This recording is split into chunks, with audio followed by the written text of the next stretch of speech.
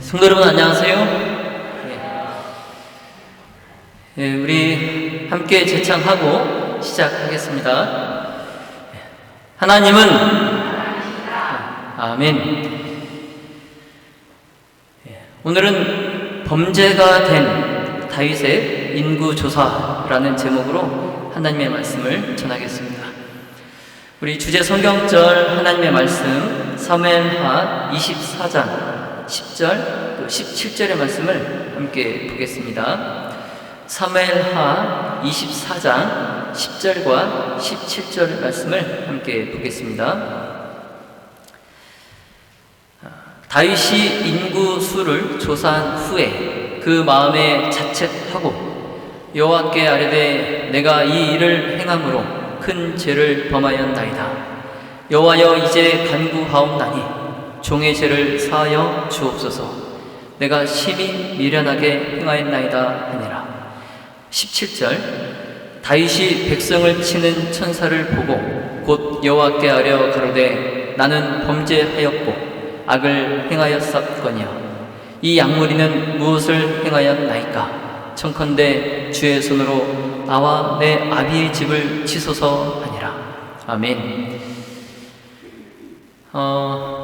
다윗 왕은 자신의 세력이 크게 확정되었던 그때부터 약 20년간 그 기간 동안 그가 범한 큰 죄, 그 밧세바와 그 우리아의 그 사건, 그 큰 죄로 말미암아서 하나님께로부터 일련의 연쇄적인 징계들을 그가 받았습니다. 그래서 그 징계들을 보면은 먼저 첫 번째는 암논의 이 추행 사건이 있었습니다. 그리고 두 번째는 셋째 아들 압살롬의 반란 사건이 있었습니다. 그리고 이제 세바의 반란이 있었습니다. 그런데 오늘은 이제 이것들에 더해서 인구조사 사건이라는 범죄가 또 추가가 됩니다.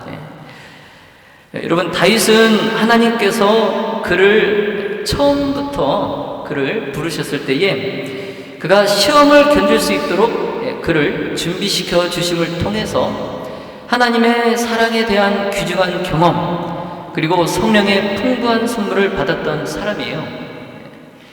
그리고 이제 사울에게 그가 쫓길 때 그리고 특히 이제 우사의 그 사건을 통해서 전적으로 하나님만을 의지해야 함 그리고 인간적 지혜의 무가치함을 그가 체험을 통해서 깨닫게 된 사람입니다.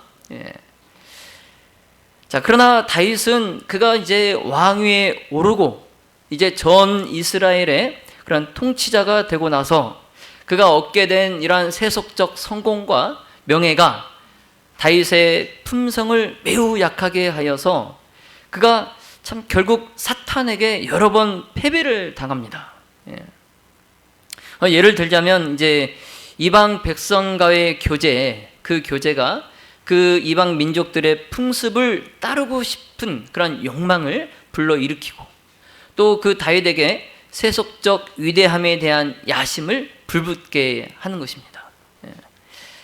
그러한 다윗의 마음을 드러낸 게 바로 인구조사예요. 그의 세속적 야심을 드러낸 사건이 인구조사 사건이에요. 그래서 다윗이 이제 블레셋과 또 모압과 암몬 그리고 아람 족속 등을 그가 물리치고 나서 이제 자기도 모르게 어쩌면 이제 우쭐해지는 겁니다. 그래서 참 그러한 자신의 그 능력을 본인이 생각하기에도 참 대단하다라는 생각이 드는 거예요. 그래서 그가 이제 이스라엘의 명성을 더 높이기 위해서 그의 군대를 증강하고 싶은 마음에서 이제 다윗이 이제 정령에 달한 그러한 사람들에게 군 복무를 요구하기 위해서 이제 인구 조사를 해야만 하는 일이 이제 생기게 됩니다. 그래서 인구 조사는 사실 다윗의 교만과 그러한 야심을 드러내 보인 게 이제 인구 조사예요. 역대상 21장 1절에 보시면 자, 사탄이 일어나, 사탄이 일어나 이스라엘을 대적하고 다윗을 격동하여 이스라엘을 계수하게 하니라. 여러분, 다윗의 인구 조사가 왜 그게 범죄가 되는지 잘 들어보시기 바랍니다. 자, 여기서 지금 성경은 사탄이 다윗을 뭐 했다 그래요? 격동했다 그래요. 그러니까 사탄이 다윗을 충동한 거예요. 그래서 이 백성을 계수하면 다윗이 왕위에 오를 때와 또 그가 왕위에 오르기 전, 그 전과 후의 차이가 나타날 것입니다. 그래서 다시 말씀드리면 사울이 치세할 때의 그 나라가 약하였던 것과 그리고 다윗 자신이 치세하면서 그 아래에 나라가 강하여지고 번영한 것의 차이가 드러나게 될 겁니다. 백성을 계수하면. 자, 그러므로 인구조사는 이미 자신을 믿는 그 마음을 매우 강하게 갖고 있었던 다윗을 더욱 더 이제 어떻게 하도록 조장하는 거예요? 더욱 더 교만해지도록 조장하는 겁니다. 이 인구조사를 하는 것이. 자, 그래서 이 다윗의 군대 장관인 요압, 이 요압도 이 인구조사를 하는 것이 현명하지 못한 일인 것을 그가 알고 다윗 왕을 그렇게 하지 못하도록 만류했던 거예요. 요압도. 그래도 이 인구조사가 죄가 되는 이유가 다윗의 치세 하에서 이스라엘이 번영한 것은 사실 누구 덕분입니까? 다윗 때문입니까? 아니죠. 다윗의 그의 가진 능력이나 재능, 그의 군사력 이런 것보다는 누가 그 이스라엘 번영하게 해 주셨어요? 하나님의 축복에 기인된 거예요. 하나님의 축복에 기인된 거예요. 여기에 이제 더 이스라엘의 군사력을 증가시키려고 하는 거.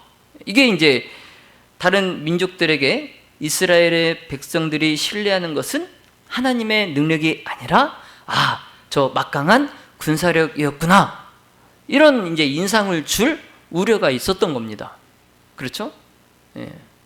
지금 이방 민족들은 이스라엘이 번영하는 것을 보고 그들이 섬기는 하나님의 축복에 의해서 이스라엘이 번영하는구나. 이렇게 지금 깨달아야 되는데 거기에 이제 다윗이 군사력을 더 증강시키면 그 이방 민족들이 볼 때에 하나님보다는 인간의 힘, 막강한 군사력 때문에 이스라엘이 지금 번영하는구나. 이렇게 잘못 오인하게 된다는 거죠. 자, 그리고 이제 또 문제는 이스라엘 백성들이 나라가 확장되고 또 국력이 강해지는 것은 그들이 바라던 사실이지만 그러면서 군 복무를 확대시키는 것은 이건 그 백성들이 찬성하지 않았어요. 그래서 다윗의 이 계획이 백성들의 그런 많은 불만에 이제 부딪히니까 그 이전에 이제 인구 조사를 할 때에는 제사장이나 장관들 그들이 동원되어서 인구를 계수했지만 이제 이 백성들이 불만이 심해지니까 이번에는 그러한 제사장이나 장관들 대신에 그의 군대 장교들을 백성을 계수하도록 시키는 거예요. 그래서 다윗이 이제 제사장을 동원하지 못하고 그들의 군대 장교들을 시켜서 백성을 세게 하는 거. 이것이 이제 다윗의 그 인구 조사의 그 일의 목적이 직접적으로 신정의 원칙에 즉 하나님의 뜻에 배치된다라는 것을 보여주는 거예요. 그래서 다윗에게 충성했던 그 요압까지도 왕에게 그렇게 항의했던 겁니다. 하지 말라고. 이제 사태가 이렇게 되니까 결국 이제 다윗은 인구 조사가 다 끝나기 전에 자신의 죄를 깨닫게 됩니다. 사무엘하 24장 10절에 보시면 다윗이 인구 수를 조사한 후에 그 마음에 뭐하고? 자책하고 여호와께 아뢰되 내가 이 일을 행함으로 큰 죄를 범하였나이다. 여호와여 이제 간구하옵나니 종의 죄를 사하여 주옵소서. 내가 심히 미련하게 행하나이다 하니라. 아멘. 참, 여러분 이 기도는 시편 51편 그 다윗의 회개의 기도에 비하면 짧죠? 예, 좀 짧아요. 좀 짧지만 다윗이 자신의 행위를 깨닫고 하나님께 그가 전심으로 회개하는 그의 겸손한 모습을 나타내 보고 있어요. 예. 그리고 이 기도에서 다윗이 자백하는 큰 죄, 이 큰 죄라 하면 하나님을 의지하지 않고 자기의 군사력, 자신의 힘을 의지한 자신의 그 자고하고자 하는 교만한 생각과 행동, 이걸 이제 말하는 겁니다. 큰 죄. 예.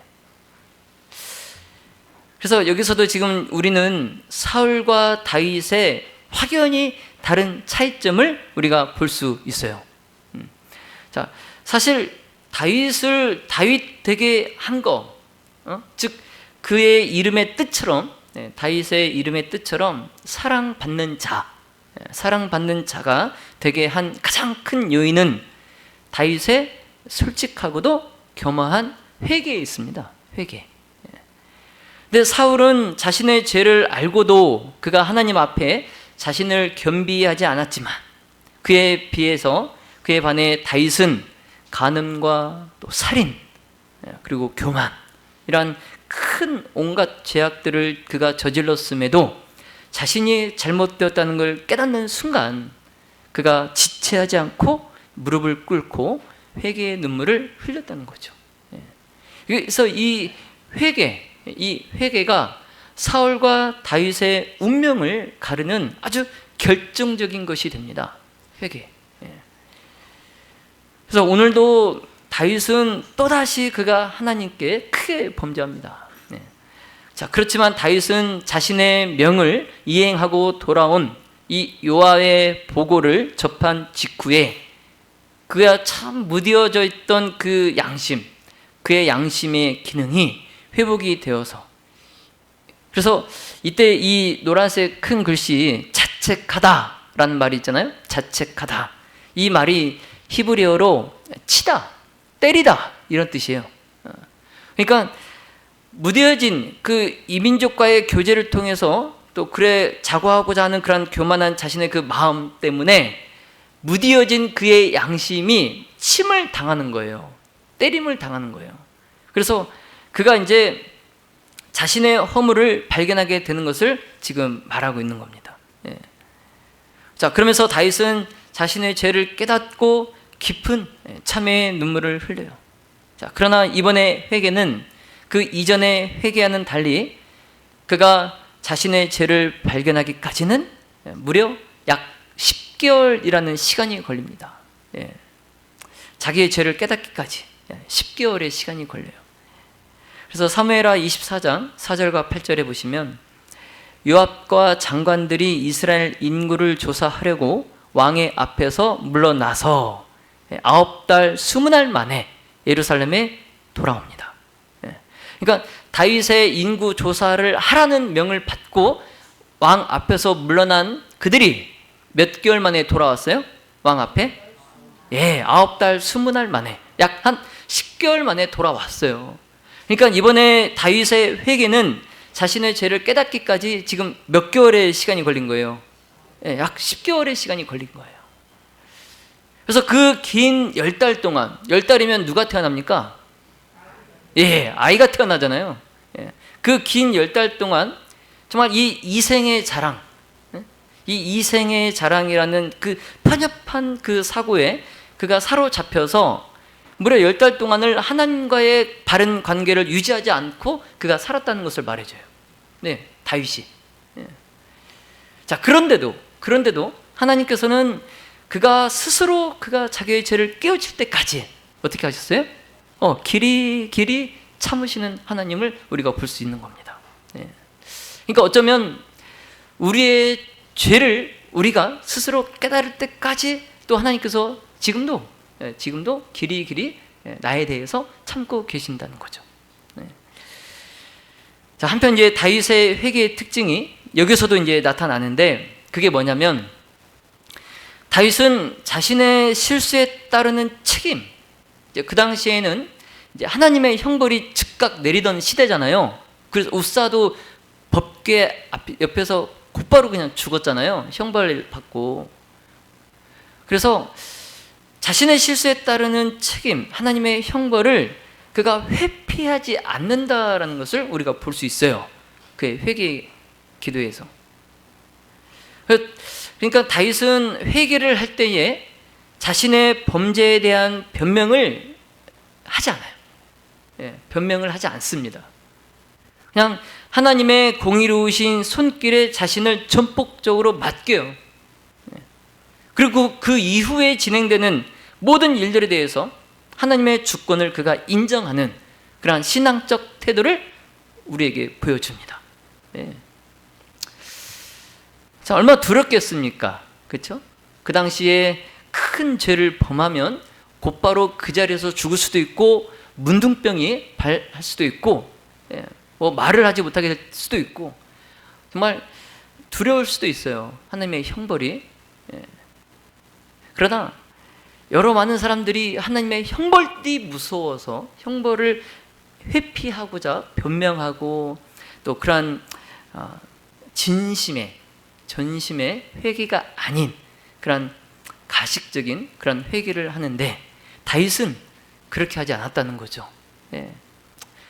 앞으로 자신의 죄에 대해서 하나도 숨김없이 그대로 자백하고 그 이후에 벌어지는 하나님의 모든 일들에 대해서 그가 하나님의 주권을 인정하고 공의로우신 그분의 손길에 자신을 맡기는 그런 다윗을 우리가 볼 수 있습니다.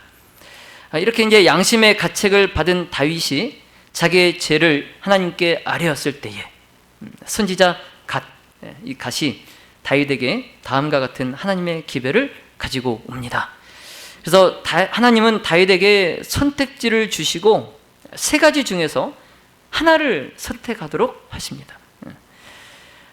그래서 하나님께서 다윗에게 제시하신 선택지 세 가지 중에 하나는 이제 3년간 기근이 있을 거라는 거죠. 3년간. 두 번째는 대적에게 패하여서 석 달을 대적의 칼에 쫓길 거라는 거죠. 세 번째는 하나님의 칼, 곧 온역, 전염병이 사흘 동안 이 이스라엘 땅에 유행하며 하나님의 사자가 이스라엘 온 지경을 멸할 것이라는 거예요. 이걸 이제 다윗에게 결정하게 하셨어요. 하나님께서. 여러분이 다윗이라면 어떻게 하시겠습니까? 1, 2, 3번. 여러분 1, 2, 3번 중에 하나라도 수월한 게 있습니까? 하나라도 수월한 게 있어요? 그래서 다윗은 내가 곤경에 있도다 그래요. 이 선택지를 받고 내가 곤경에 있도다. 하나님께서는 긍휼이 심히 크시니 내가 그의 손에 빠지고 사람의 손에 빠지지 않기를 원하나이다. 이렇게 그가 고백합니다. 참 뭐 어느 것 하나 선뜻 선택할 수 없는 그런 선택지인데 그래도 여러분 이 중에서 형벌의 범위가 가장 적은 것은 무엇일 것 같습니까? 1, 2, 3번 중에 몇 번이 형벌의 범위가 가장 적을 것 같아요? 범위. 형벌이 미치는 범위. 여러분 2번이죠. 여러분 3년 기근도 굶어 죽는 수가 어떨까요? 3년 기근이면 많은 사람이 굶어 죽겠죠. 여러분 온역, 전염병 이것도 굉장히 많은 수가 죽을 겁니다. 2번은 이미 사울에게 10년 동안 그가 쫓긴 경험이 있잖아요. 다윗이.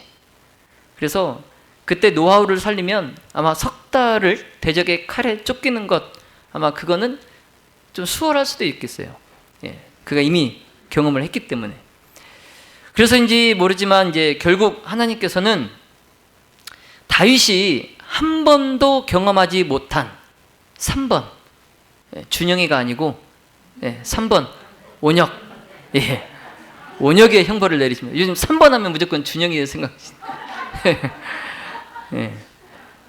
온역 전염병의 형벌을 내리십니다. 여러분 우리가 코로나를 겪어봤잖아요. 그렇죠? 코로나 그때 한참 유행할 때 전 세계적으로 사망자 수가 얼마나 많았어요. 그렇죠? 온역이 사흘 동안 내렸을 때에 몇 명이나 죽을 것 같습니까? 3일간 온역이 전염병이 퍼지면 몇 명이 죽을 것 같아요? 여러분 놀라지 마세요. 이스라엘 온 땅에 온역이 내렸는데 성경에 기록된 숫자만 7만 명이 죽었어요. 예, 7만 명. 여러분 코로나 때 기억나시죠? 내가 감염되면 어떻게 합니까? 돌아다니지 못하게 격리시키잖아요. 그런데도 기하급수적으로 퍼져나가죠. 예. 그런데 그 당시에 이스라엘 이 사람들이 온역에 걸렸을 때 그들이 무슨 의학적 지식이 있어서 격리하고 뭐 그랬겠어요? 이제 물론 문둥병은 이제 그들이 격리를 했지만 온역은 뭐 이들이 온역인지도 모를 거 아니에요. 그러니까 막 이제 또 돌아다니고 또 옮고 그랬겠죠. 특히 이제 하나님의 칼이라고 표현을 했기 때문에 아마 더 많은 그런 숫자가 죽임을 당한 것 같습니다. 7만 명이 사흘 동안에 죽었어요. 그래서 이 처참한 소식을 다윗이 듣고 이스라엘을 위하여서 그가 하나님께 이렇게 간청합니다.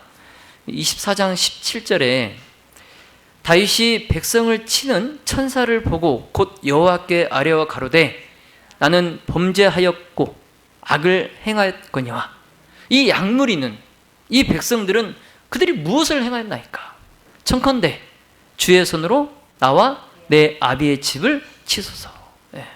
여러분 참 한 나라의 왕, 한 나라의 지도자다운 그러한 중보 기도죠. 그렇죠?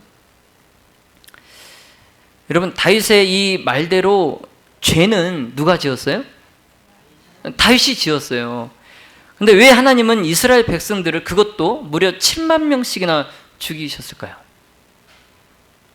여러분 비록 인구 조사가 백성 중에 그들로 하여금 불만을 일으켰지만 사실 그들 자신도 백성들도 다윗의 행위를 자극시킨 동일한 죄악을 품고 있었습니다.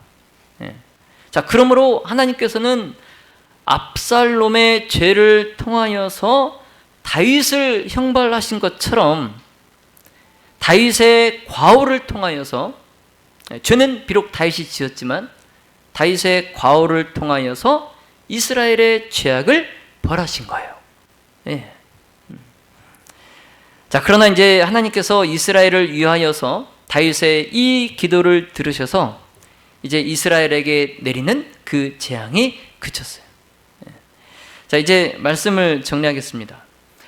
자, 오늘 이 사건을 통해서 다윗의 인구 조사, 이 사건을 통해서 하나님께서 우리에게 주시고자 하시는 교훈, 그 교훈을 생각해 보고 마치도록 하겠습니다. 먼저는 하나님의 뜻을 우선시하라는 것입니다. 네. 자, 다윗 왕은 인구 조사를 통해서 자신의 군대의 힘을 이방 민족들에게 보여주려는, 과시하려는 동시에 그가 또 사람들을 통제하고 그가 통치하기를 원했어요. 예. 그래서 다윗은 자신의 영광과 위엄을 그가 확인하고 자신의 권력을 보여주고자 이 인구 조사를 시행했던 겁니다.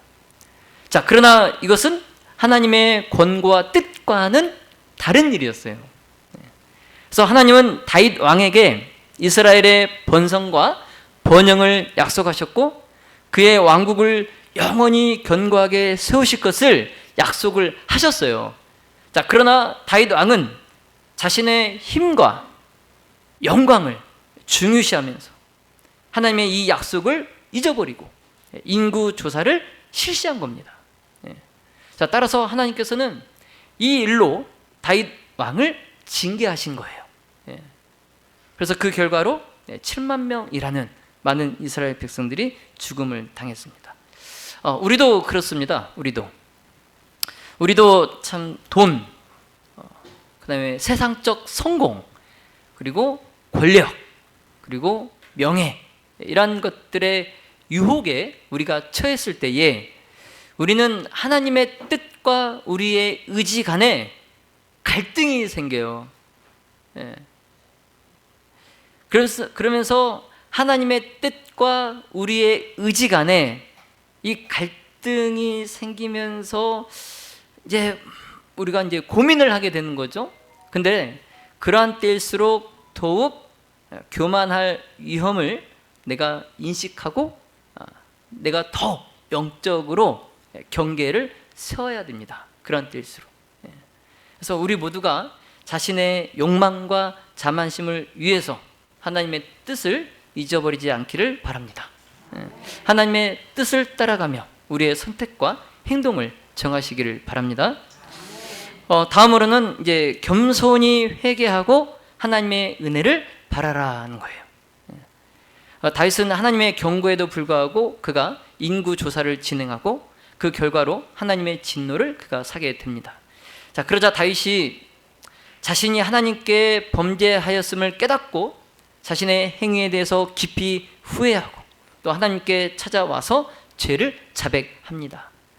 자, 여러분, 우리도 다윗처럼 우리의 잘못을 인정하고 회개하는 마음으로 하나님의 용서를 구해야 합니다.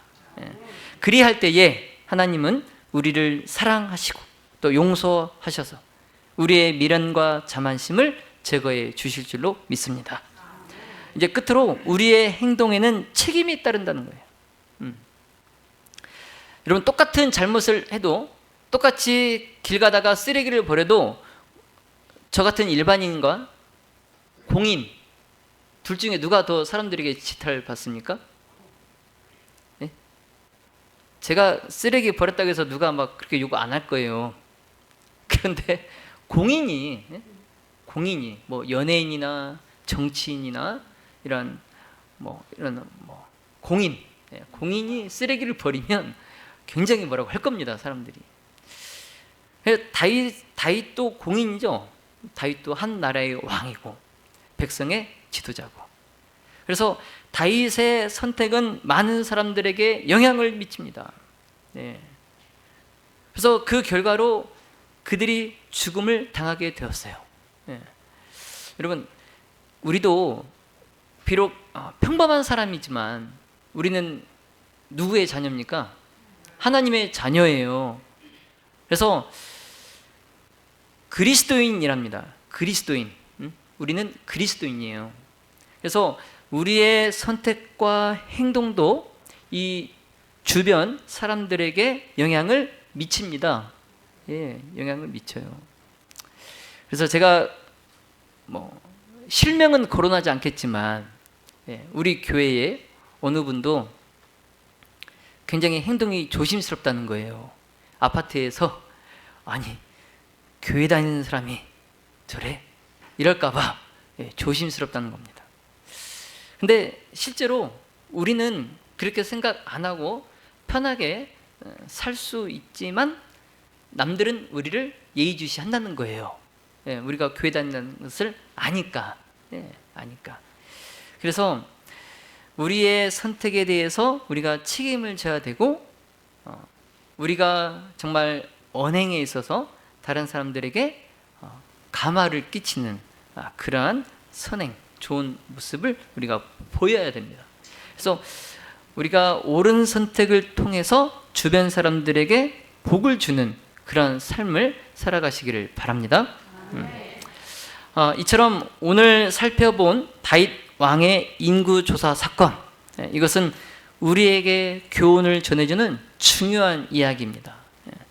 자, 하나님의 뜻을 우선시하고 또 겸손한 회개와 하나님의 은혜를 바라고 그리고 우리의 선택과 행동에 책임을 가져야 합니다. 이 교훈들을 바탕으로 우리의 삶을 반성하고 개선해 나가는 우리 무등교회 가족들이 다 되시기를 간절히 바랍니다. 사랑의 무등 가족 여러분, 우리가 하나님과의 관계를 회복하고 하나님의 축복과 도움을 경험하기 위해서 이러한 이 교훈을 마음에 새기고 삶에 적용해 나가시기를 예수님의 이름으로 축원하며 말씀을 마치겠습니다.